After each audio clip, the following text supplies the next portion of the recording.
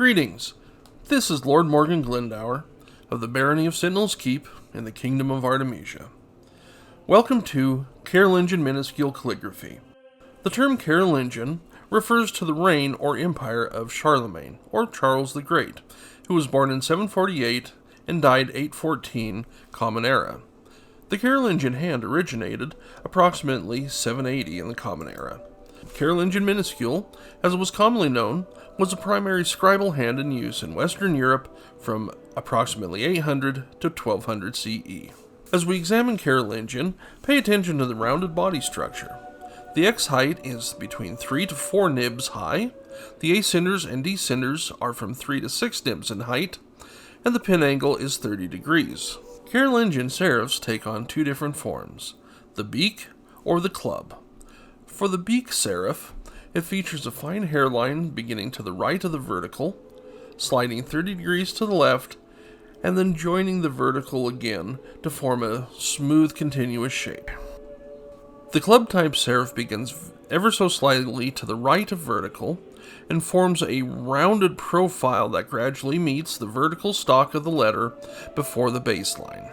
As we begin to look at the basic shapes of Carolingian, one of the defining features is a rounded profile of letters such as the B, the D, the P, also known as the O shapes or the C shapes. These feature either the left-leaning bow or the right-leaning bow.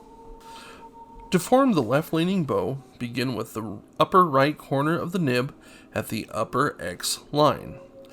Slide in a 30-degree angle to the left, form an oval shape, and bring it back around until the left lower corner of the nib is on the lower X line.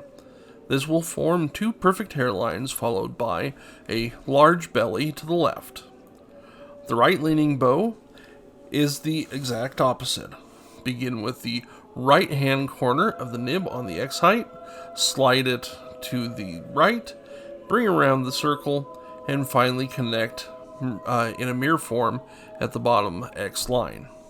Another of the basic shapes of Carolingian, of course, is the vertical stroke. Begin with a small hairline at the top of the vertical, which is going to assist you in forming the serif at a later time. Follow this up with a long vertical stroke, ending with a curved bottom or a small foot, which is going to add a visual complexity that is very appealing. Another of the basic shapes of Carolingian is what I'll call the A arch. You can see this in shapes such as the A, the M, the N, or the H. Another of the basic shapes of Carolingian is the I arch. This can be found in letters such as I, U, and W.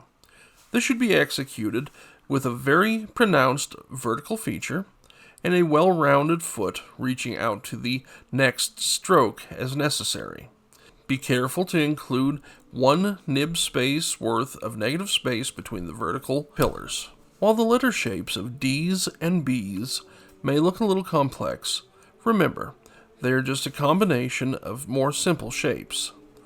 The D is composed of a left-leaning arch, a cap that meets the vertical itself and its serif. Likewise, with the construction of the letter B, it is not complex if it's broken down into its simple shapes. A right-leaning bow, a long vertical, and a serif make up the letter B. Another basic shape of Carolingian is what I call the R arch. This is found in letters such as R, long S, and of course F. The R arch is formed by a left to right movement of the nib, being with a fine hairline, and using the 30-degree angle to create a flat, broad stopping point, and you can recurve it a little bit to give it a little hook as necessary. The letters X and Y are both simple and similar in that they both feature a double diagonal stroke. Construction of the letter S in the Carolingian hand is one of the more complex shapes, simply due to the number of strokes that have to take place within the X height parameters. Begin with a semi-horizontal shape, leaving fine hairlines at the beginning and the ending, and then cap it off with the head cap and the tail cap, leaving a broad stroke at the end. Construction of the letter Z is as simple as right, left, right. Beginning on the left-hand side, slide in with a small hairline. To the right, a horizontal stroke, and then down and to the left with a fine hairline. Back to the right, using a small ribbon stroke.